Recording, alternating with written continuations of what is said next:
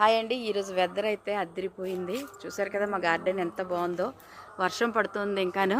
ఈ వర్షానికి మా చిక్కుడు పాదు అయితే మొత్తం కొలాప్స్ అయిపోయిందండి. చూపిస్తాను. ఇదిగో చూసారు కదా చిక్కుడు పాదు ఎలా కొలాప్స్ అయిపోయిందో. సో చిక్కుడుకాయలు కింద పడ్డ పాదు చిక్కుడుకాయలు అన్నీ కూడా కోసేసామన్నమాట. ఇంకా కొయ్యడం వీడియో తీయలేకపోయాను, సారీ. ఇంకా చూసారా, ఇదిగో చూడండి గుత్తులు గుత్తులు కాసింది. ఇక ఇలాంటివి 3.5 కేజీలు తెంపాము. ఇంకా అక్కడక్కడ ఉన్నాయన్నమాట. అవి నేను వండుకుందామని ఉంచేసుకున్నాను.